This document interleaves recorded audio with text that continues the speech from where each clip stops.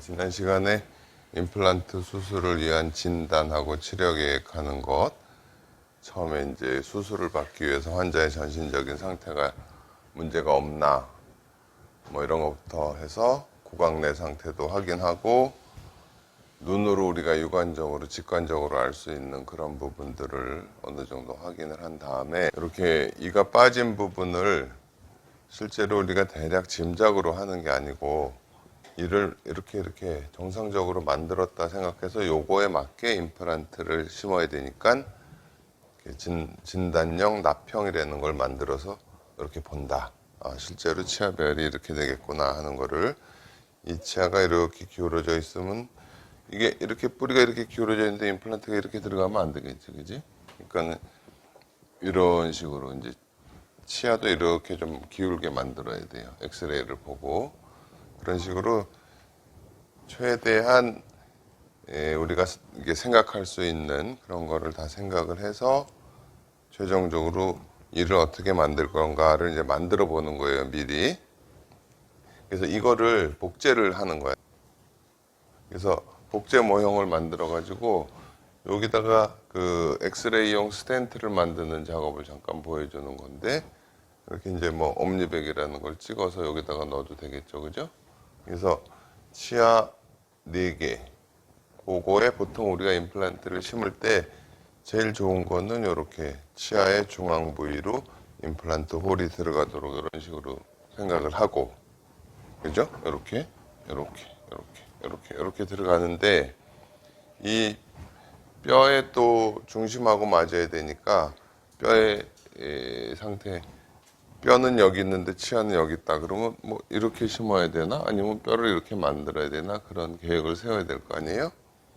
그리고 입안에다 넣어서 이렇게 고정시킬 수 있는 이런 부분을 만들어 가지고 이거는 딱 껴서 흔들흔들하면 안 되겠죠, 엑스레이 찍는 동안에. 그런 걸, 그러니까 여기 먼저 만들고 그 다음에 여기 이렇게 날개 같은 거를 만들어, 그런 방법도 있을 수 있고요. 만약에 이제 치아가 위에는 이렇고 아래는 이렇고 도대체 이가 물릴 수가 없다 그러면은 대략적인 거니까 구치부에 이렇게 퍼티 바이트 뜨고 해서 교합기에다가 마운팅을 해서 진짜 치아 만드는 거랑 똑같은 과정을 겪는 거예요. 이렇게 가급적이면 우리가 없어진 잇몸은 그대로 이렇게 잇몸 형태로 만들고 정상적인 치아 크기로 만들어 보는 거야.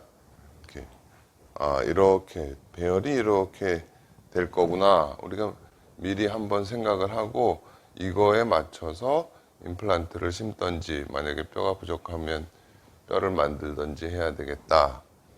그러니까는 우리가 이렇게 진단형 납형을 만든다고 그래서 대략 만들면 안 돼요. 가급적이면 최종적인 결과하고 비슷하게 만들어 가야지 진단하는데 도움이 되는 거예요. 그렇게 해서 이렇게 스텐트를 다 만들었지. 여기서 중요한 건 아까 얘기했듯이 뼈가 여기 있으니까 나는 중앙으로 나오게 하고 싶지만 임플란트를 여기로 나오더라도 이렇게 심을 수도 있고 이렇게 심을 수도 있고 하잖아. 그냥 우리가 이제 기공실에서 작업을 할 수 있는 거는 가급적 요 뼈 중앙으로 이렇게 들어가게. 그러니까는 이렇게 앞뒤로뿐 아니라 이렇게 좌우로도 방향을 정해줘야 된다는 거지. 물론 우리가 이렇게 해서 대략 정해서 만든 것이 그대로 사용될 수 있는지 없는지 그건 알 수 없어요. 이제 엑스레이를 찍어서 확인을 해야 돼.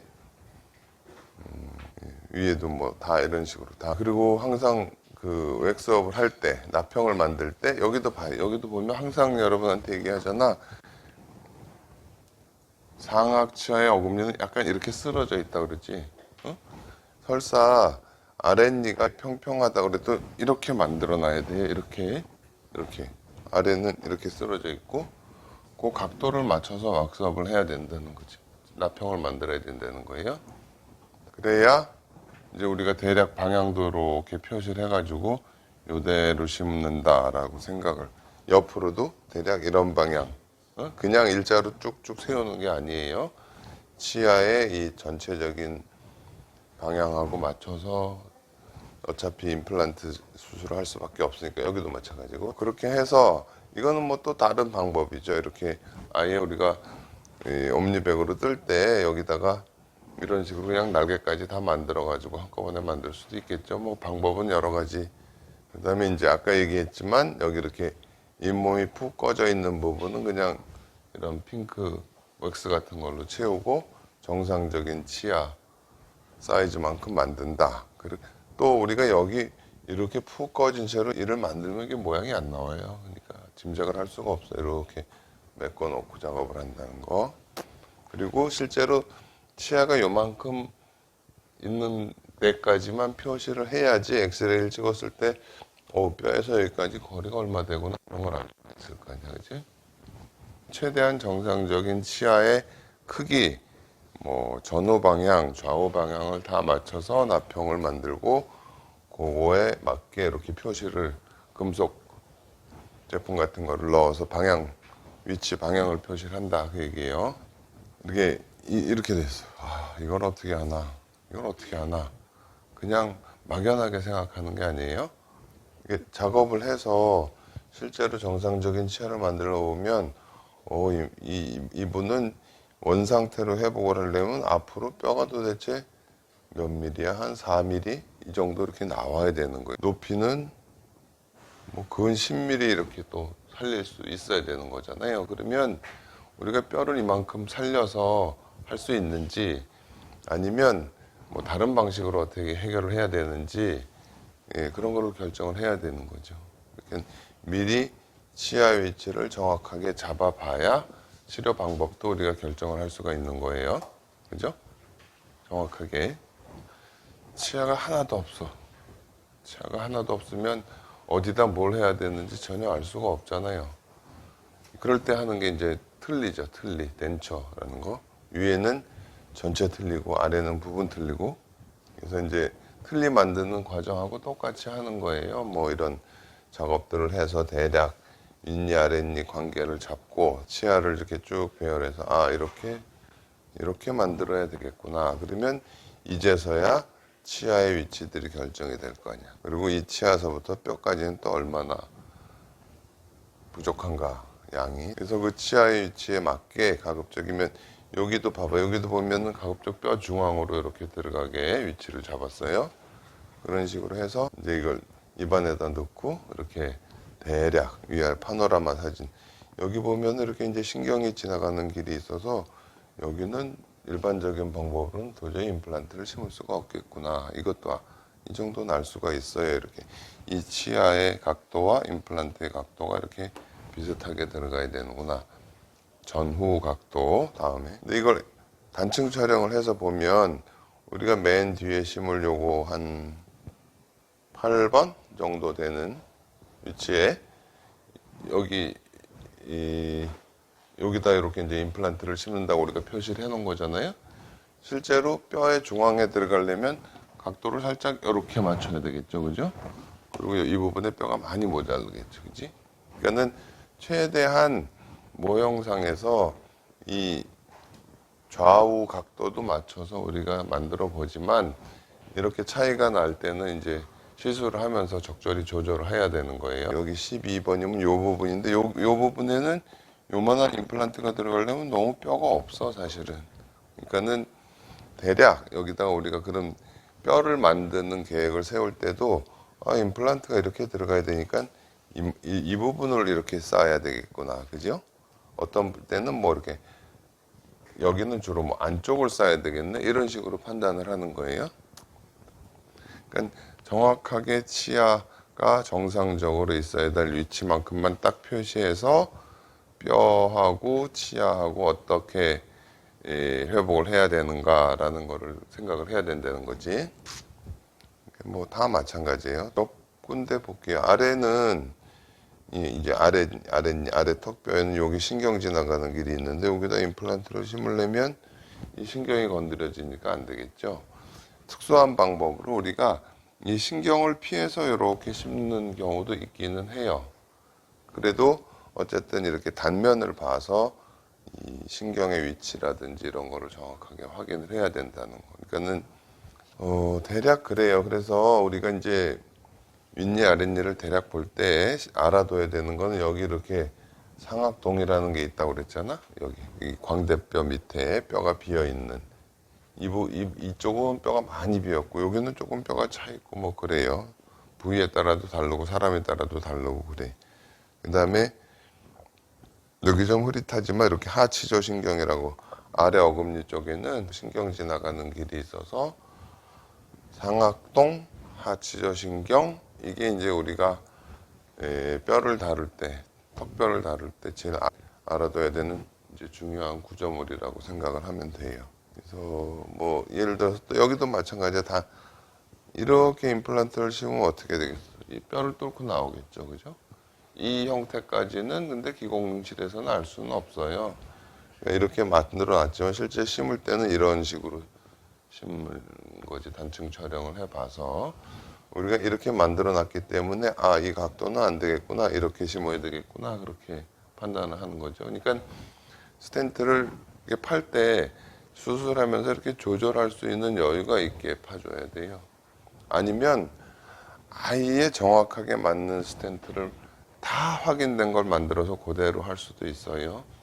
이제 좀 알아둘 건 여기 지금 치아가 있는 부분의 단면이 치아가 있을 때는 이 치조골이라는 뼈가 이렇게 올라와서 뼈가 폭이 이렇게 넓어져 있는데 이가 빠지면 무조건 여기가 이렇게 좁아져요. 그죠? 그래서 뼈가 이 정도 있을 때 임플란트를 심었다 하더라도 시간이 지나면서 뼈가 이렇게 좁아가지고 뭐 잇몸에 꺼멓게 비친다든지 그런 게 있기 때문에 항상 뼈가 이렇게 꺼진다는 거를 또 예상을 해서 어느 정도 뼈를 보강해 놓는다든지 그런 게 필요해요. 다음에 앞니 부분인데 다음 예를 들면 이렇게 생길 수도 있어요. 원래 이분은 이렇게 뼈가 남아 있던 거야. 근데 여기다가 뼈를 이렇게 만들어 가지고 퉁퉁하게 만들. 이걸 또 확인하고 여기다가 아, 우리가 여기는 그냥 엑스레이로 보면 이만큼 뼈가 높이가 있는 것 같지만 단면을 보니까 이렇게 너무 좁아서 그냥은 임플란트를 식립할 수가 없구나. 여기다 그래서 뼈를 만든 상태를 지금 다시 한번 확인한 거예요. 뭐 다 마찬가지예요. 여기도 이가 있을 때는 뼈가 있다가 이렇게 이가 빠지면 무조건 다 이렇게 꺼져 들어가. 그래서 처음에 앞니를 잘 한 것 같은데 시간이 지나면서 점점 꺼멓게 보이고 잇몸이 올라가고 그런 것까지 예상을 해야 돼요. 이제는 예전에 경험들이 없을 때 그런 식으로 시술된 부분이 좀 있어요. 또 하나 여기 보세요. 우리가 예전에 처음에 임플란트를 할 때는 이를 뺐으니까 뭐 그 방향으로 심으면 돼 이런 식으로도 생각을 했어요. 근데 실제로 이 치아의 장축은 이런데 뼈는 이렇게 생겼어, 그지? 그럼 여기 이렇게 임플란트를 만들어야 되는데 뼈는 이렇게 돼 있어. 임플란트를 최대한 절충을 한다 그래도 참 어려워. 여기다가 이렇게 뼈를 만들어야 되겠구나. 만약에 이게 빠지고 한다면. 그러니까는 이 치아의 각도와 뼈의 각도가 항상 일치하는 건 또 아니에요. 치아가 나가면 뼈가 여기다가도 치아를 잡아주기 위해서 이렇게 만들어지는 경우도 있고. 이 부분은 어때요? 이 부분은 치아의 장축하고 뼈의 장축하고 거의 비슷하죠. 그죠? 그러니까 그거를 단층 촬영을 해서 꼭 확인을 해야 된다는 거예요. 뭐 다 이제 비슷한 내용이에요. 이 부분 이제 뭐 상악동이라는데 우리가 보면 뼈 높이가 뭐 대략 이 정도 있고 여긴 비어 있고 그다음에 여기 이제 하치저 신경이라 이 하치저 신경도 이분은 굉장히 좀 밑에 있는 편이에요. 어떤 분은 좀 올라와 있고 어떤 환자는 이렇게 많이 밑에 내려가 있고 그러니까는 상악동, 하치저 신경 이런 것이 가장 중요한 회복적 구조물이다. 여기 이제 이 부분을 보면 여기에는 뼈가 거의 없어요. 이렇게 종이 뻥 뚫어질 만큼 없어.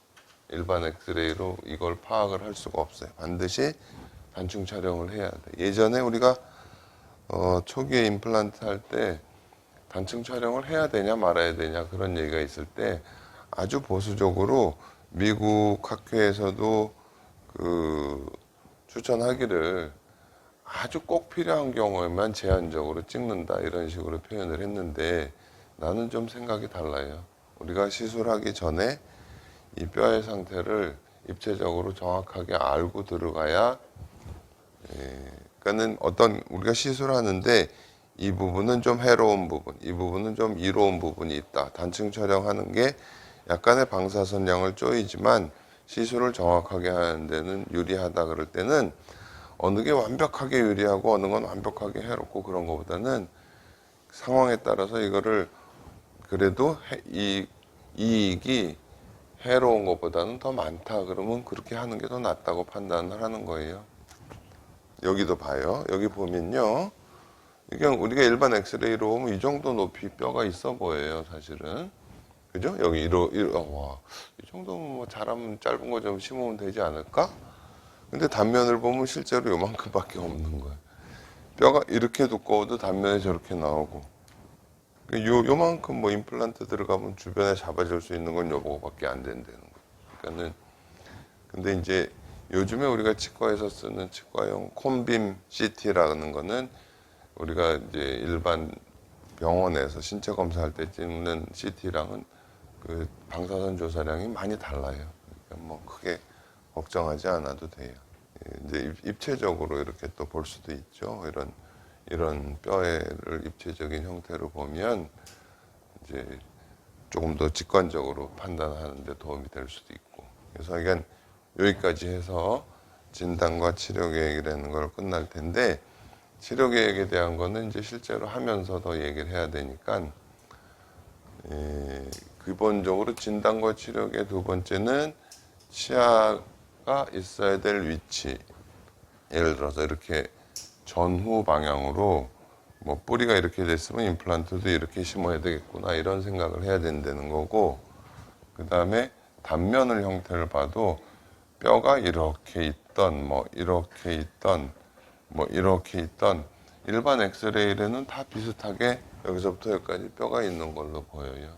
그러니까 이 뼈의 단면을 꼭 확인을 하고 어떤 식으로 임플란트를 심어야 되겠구나 하는 거를 파악을 해야 된다는 거죠. 다음에 있는 이제 실제로 시술하는데 필요한 내용들을 또 얘기를 할 거예요.